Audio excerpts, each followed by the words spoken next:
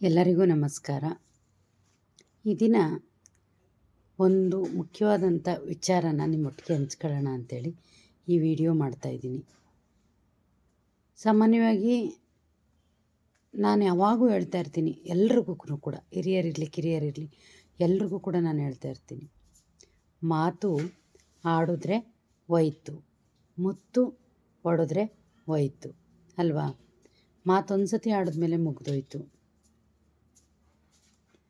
ಆ ಮಾತನ್ನು ನಾವು ನಮ್ಮ ನಾಲಿಗೆಯಲ್ಲಿ ತರೋದಕ್ಕೆ ಮೊದಲೇ ಮನಸ್ಸಲ್ಲಿ ಹಲವಾರು ಬಾರಿ ಫಿಲ್ಟ್ರ್ ಮಾಡಬೇಕು, ಶೋಧಿಸಬೇಕು. ನಾವು ಮಾತಾಡ್ತಿರುವಂಥ ಮಾತು ಎಷ್ಟರ ಮಟ್ಟಿಗಿದೆ ಅನ್ನುವಂಥದ್ದನ್ನ ನಾವು ಶೋಧಿಸ್ಕೊಬೇಕು. ನಾವು ಮಾತಾಡ್ತಿರೋ ಮಾತು ಎಷ್ಟು ಜನಕ್ಕೆ ಉಪಯುಕ್ತ ಆಗ್ತಿದೆ, ಅಥವಾ ನಾವು ಮಾತಾಡ್ತಿರುವಂಥ ಮಾತು ಎಷ್ಟು ಜನಕ್ಕೆ ಸಿಹಿ ನೀಡ್ತಾ ಇದೆ ಅಥವಾ ಖುಷಿ ಕೊಡ್ತಿದೆ ಅನ್ನುವಂಥದ್ದನ್ನ ನಾವು ಫಸ್ಟು ನೋಡಬೇಕು.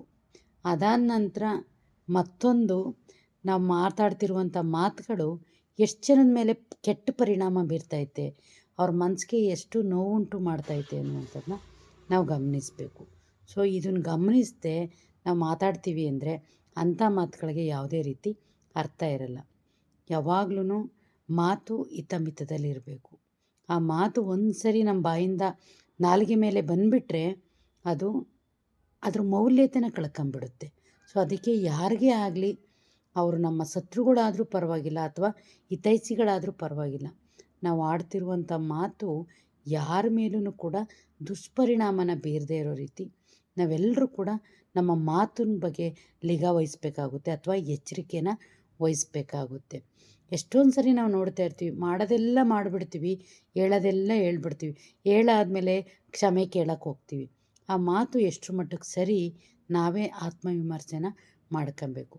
ನಾವು ಮಾತಾಡಿರೋ ಮಾತಿಂದ ಎಷ್ಟು ಜನಕ್ಕೆ ಅಥವಾ ನಮ್ಮ ಎದುರುಗಡೆ ಇರುವಂಥ ವ್ಯಕ್ತಿಗೆ ಯಾವ ರೀತಿ ಪರಿಣಾಮ ಬೀರಿದೆ ಅಂತ ನಾವು ಯೋಚನೆ ಮಾಡಿದಾಗ ಕ್ಷಮೆ ಕೇಳಬೇಕಾ ಬೇಡವಾ ಅಂತ ನಿಮಗೆ ಅರ್ಥ ಆಗುತ್ತೆ.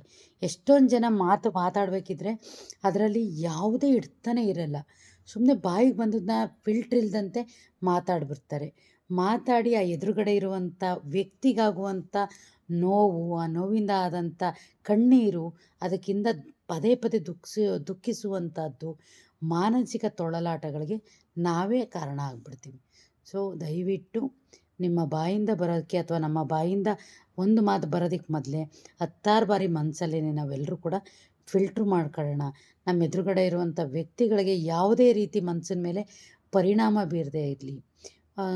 ಒಂದು ನಮ್ಮ ಕೈಯಲ್ಲಾದರೆ ಅವ್ರನ್ನ ನಗ್ಸೋಣ, ಇಲ್ಲ ನಾವು ತಟಸ್ಥಾಗಿದ್ಬಿಡೋಣ ಅಂತ ಹೇಳ್ತಾ, ಯಾರೇ ವ್ಯಕ್ತಿಗಳು ಮಾತಾಡೋದಕ್ಕೆ ಮೊದಲೇ 10 ಬಾರಿ ಮಾತಾಡಿ ಆ ಮಾತಿನಲ್ಲಿ ಫಿಲ್ಟರ್ ಹಾಕಿ ಅಥವಾ ಜರಡಿ ಹಾಕಿ ಅಥವಾ ಶೋಧಿಸಿ ಅದನ್ನು ಒಳ್ಳೆಯದು ಯಾವುದು ಕೆಟ್ಟದ್ದು ಯಾವುದು, ಆ ಮಾತಿಂದ ಯಾವ ರೀತಿ ಉಪಯೋಗ ಆಗುತ್ತೆ ನಮ್ಮ ಎದುರುಗಡೆ ಇರುವಂಥ ವ್ಯಕ್ತಿಗೆ ಅಥವಾ ಖುಷಿಯಾಗುತ್ತೆ ಅನ್ನುವಂಥದ್ದನ್ನ ನೀವು ಅರ್ಥ ಮಾಡ್ಕೊಬೇಕು. ಅದರಲ್ಲೂ ಸ್ನೇಹಿತರುಗಳು ಅಥವಾ ಫ್ಯಾಮಿಲಿ ಮೆಂಬರ್ಸ್ಗಳು ಇದ್ದಾಗಂತೂ ತುಂಬಾ ನೋವಾಗ್ಬಿಡ್ತದೆ.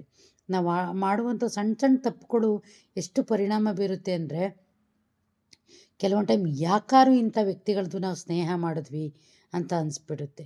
ಸೊ ಅಲ್ಲಿ ತನಕ ನಾವು ಯಾವತ್ತೂ ಕೂಡ ಅವಕಾಶ ಮಾಡಿಕೊಡೋದು ಬೇಡ. ದಯವಿಟ್ಟು ಯಾವುದೇ ಸಂಬಂಧಗಳಲ್ಲಾಗಲಿ ನಾವು ಸ್ವಲ್ಪ ಮೌಲ್ಯತೆನ ಕಾಪಾಡ್ಕೊಳ್ಳೋಣ, ಅಂತರ ಕಾಪಾಡ್ಕೊಳ್ಳೋಣ. ನಮ್ಮ ಮಾತಿಂದ ಅವ್ರಿಗೆ ಖುಷಿ ಆಗಬೇಕೇ ಹೊರತು ನಮ್ಮ ಮಾತಿಂದ ಯಾರ ಮನಸ್ಸು ಮೇಲೂ ಕೂಡ ಪರಿಣಾಮ ಬೀರದೇ ಇರೋ ರೀತಿ ನೀವೆಲ್ಲರೂ ಕೂಡ ಎಚ್ಚರಿಕೆ ವಹಿಸೋಣ ಅಂಥೇಳಿ ಈ ಮೂಲಕ ತಮ್ಮಲ್ಲಿ ವಿನಂತಿಸ್ಕೊಂತ ಇವತ್ತಿನ ವಿಡಿಯೋ ಮಾಡ್ತಾಯಿದ್ದೀನಿ. ಯಾರೆಲ್ಲ ನನ್ನ ವಿಡಿಯೋನ ನೋಡ್ತಿದ್ದೀರೋ, ಇನ್ನೂ ಯಾರೆಲ್ಲ ಸಬ್ಸ್ಕ್ರೈಬ್ ಮಾಡಿಸ್ಕೊಂಡಿಲ್ವೋ ದಯಮಾಡಿ ನನ್ನ ಚಾನಲ್ನ ಸಬ್ಸ್ಕ್ರೈಬ್ ಮಾಡಿ, ವಿಡಿಯೋ ಪೂರ್ತಿ ನೋಡಿ, ಲೈಕ್ ಮಾಡಿ, ಕಾಮೆಂಟ್ ಮಾಡಿ, ಶೇರ್ ಮಾಡಿ ಅಂತ ಹೇಳ್ತಾ ಈ ಮೂಲಕ ತಮ್ಮೆಲ್ಲರಲ್ಲೂ ಕೂಡ ವಿನಂತಿಸ್ಕೊತೀನಿ. ಧನ್ಯವಾದಗಳು.